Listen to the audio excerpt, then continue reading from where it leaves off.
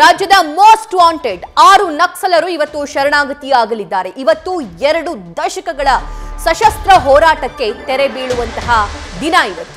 ಬೆಳಗ್ಗೆ 10 ಗಂಟೆಗೆ ಚಿಕ್ಕಮಗಳೂರು ಡಿಸಿ ಮುಂದೆ ಶರಣಾಗಲಿದ್ದಾರೆ 6 ಜನ ನಕ್ಸಲರು. ರಾಜ್ಯಕ್ಕೆ ತಲೆನೋವಾಗಿದ್ದಂತಹ ನಕ್ಸಲ್ ಚಳುವಳಿ ಇವತ್ತಿಗೆ ಅಂತ್ಯವಾಗಲಿದೆ. ಶಾಂತಿಗಾಗಿ ನಾಗರಿಕ ವೇದಿಕೆ ಮಧ್ಯಸ್ಥಿಕೆಯಲ್ಲಿ ಈ ಶರಣಾಗತಿಯನ್ನ ಮಾಡಲಿದ್ದಾರೆ 6 ಜನ ಮೋಸ್ಟ್ ವಾಂಟೆಡ್ ನಕ್ಸಲ್ಸ್.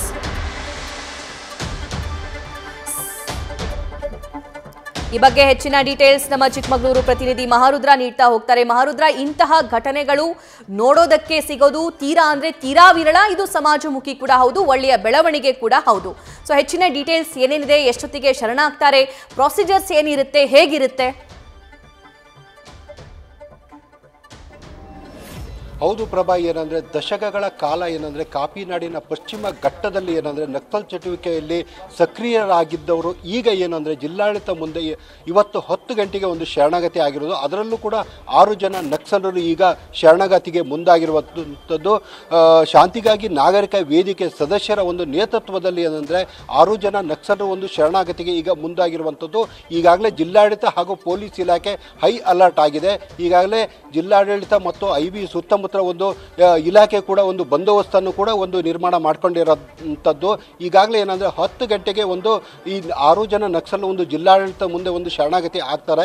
ಅವರು ಕೂಡ ಈಗ ಸಕ್ರಿಯರಾಗಿದ್ದ ಚಿಕ್ಕಮಗಳೂರಿನ ಮುಂಡುಗಾರು ಲತಾ ಮತ್ತು ವನಜಾಕ್ಷಿ, ಹೀಗೆ 6 ಜನ ನಕ್ಸಲರು ಈಗ ಶರಣಾಗತಿಗೆ ಮುಂದಾಗಿರುವಂಥದ್ದು. ಕೆಲವೊಂದು ಏನಂದರೆ ಬೇಡಿಕೆಗಳನ್ನು ಕೂಡ ಅವರು ನಕ್ಸಲರು ಇಟ್ಟಿರುವಂಥದ್ದು. ಏನಂದರೆ ಶರಣಾಗತಿಗೆ ಮುಂಚೆ ನಮ್ಮನ್ನು ಒಂದು ಗೌರವವಾಗಿ ಒಂದು ನಡೆಸ್ಕೋಬೇಕು.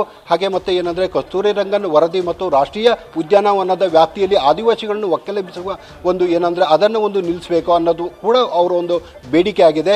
ಇದಕ್ಕೆ ಏನಂದರೆ ಸರ್ಕಾರ ಹಾಗೂ ಮತ್ತು ಜಿಲ್ಲಾಡಳಿತ ಎಲ್ಲ ಕೂಡ ಒಂದು ಏನಂದರೆ ಅವರಿಗೆ ಒಂದು ಅನುಮತಿಯನ್ನು ಕೊಟ್ಟಿರುವಂಥದ್ದು. ಅದರ ಮೂಲಕ ಏನಂದರೆ ಜಿಲ್ಲಾಡಳಿತ ಒಂದು ಕೆಟಗರಿಯನ್ನು ಮಾಡಿತ್ತು, A, B ಮತ್ತು C ಮೂಲಕ ಏನಂದರೆ ಅವರಿಗೆ ಒಂದು ಪರಿಹಾರವನ್ನು ನೀಡೋಕ್ಕೂ ಕೂಡ ಮುಂದಾಗಿರುವಂಥದ್ದು.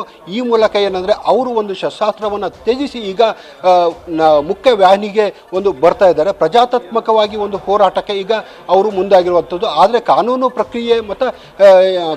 ಪ್ರಕ್ರಿಯೆ ಯಾವಾಗಲೂ ಕೂಡ ನಡೀತಾ ಇರ್ತದೆ. ಏನಂದರೆ ಅವರು ಶರಣಾಗತಿ ಆದ ನಂತರ ಏನಂದರೆ ಒಂದು ಕಾನೂನು ಒಳಗಡೆ ಆಗಬೇಕಾಗ್ತದೆ. ಒಂದು ನ್ಯಾಯಾಂಗ ಬಂಧನಕ್ಕೂ ಕೂಡ ಪೊಲೀಸ್ ಇಲಾಖೆ ಈಗ ಅವರನ್ನು ಕೊಡಲಿಕ್ಕೆ ಒಂದು ಮುಂದಾಗಿರುವಂಥದ್ದು. ಪ್ರಭಾ, ನ್ಯೂಸ್ ಫಸ್ಟ್ ನಿರ್ಭೀತಿಯಿಂದ ನಿಮ್ಮ ಪರವಾಗಿ.